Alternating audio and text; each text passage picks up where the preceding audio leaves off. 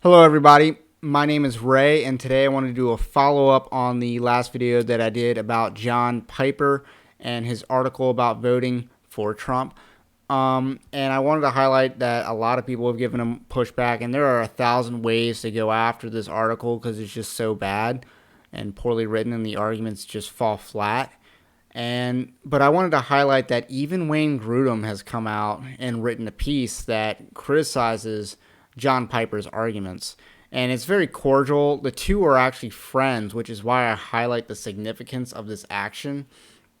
That, John Piper and Wayne Grudem are friends. They've co-authored books. Yet Wayne Grudem is coming out to say, no, this is wrong. I disagree with it, and here are my reasons. And it's polite. I always like the fact that in Wayne Grudem's writings that he does a good job to try to fairly represent his opponent's arguments, or whether on a theological issue or on this case a more practical application of theology.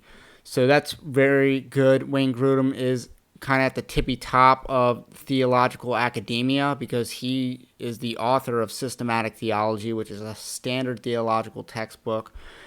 And yet, despite all this, he doesn't seem to be given over to contempt or elitism that many other in high academia and celebrity culture have been given over to. And that includes celebrity Christians.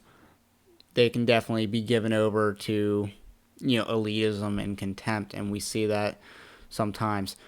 So I wanted to highlight this because I think Wayne Grudem coming out against John Piper here is pretty significant. And I also think some of the arguments he makes are worth getting into.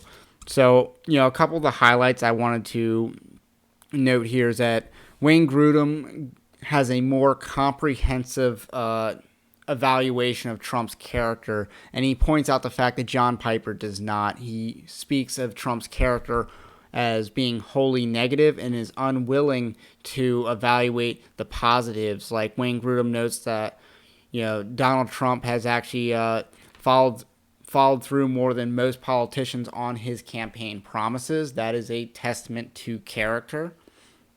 He also points out that much of the sexual immorality that has plagued Trump throughout his public figuredom, it has not been evident since he has been elected president. There's been no signs that he has been sexually immoral while president, and all evidence points to the fact that he has been faithful to Melania since he has been elected president, and there's also the note that President Donald Trump has appointed Christians to high positions in government power, and there's also the fact that his character is not so reviled by Christianity that he wholeheartedly rejects it. So that's one thing that Wayne Grudem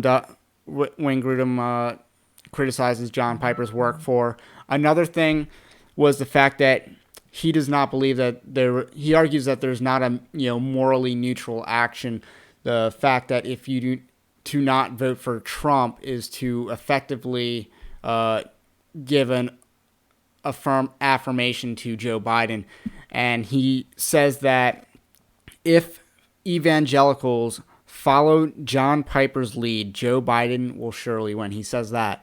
And he makes the argument that there is no moral neutrality on this issue. You either want Donald Trump to win or you want Joe Biden to win, because those are the only two candidates that have a realistic chance of winning. Therefore, you got to act on what you have to act according to the situation, and this is like game theory in economics, and you have to do moral calculations.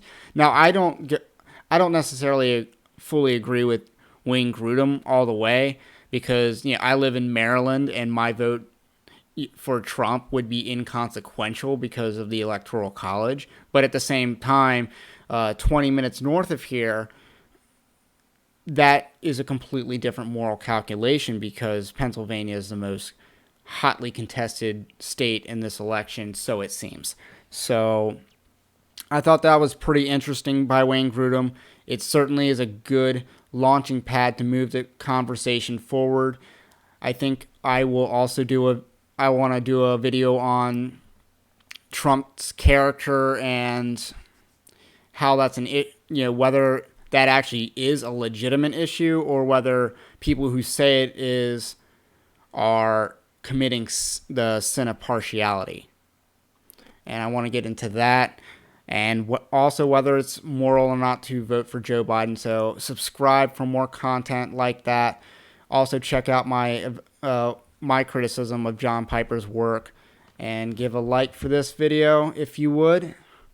And I will catch you on the next one.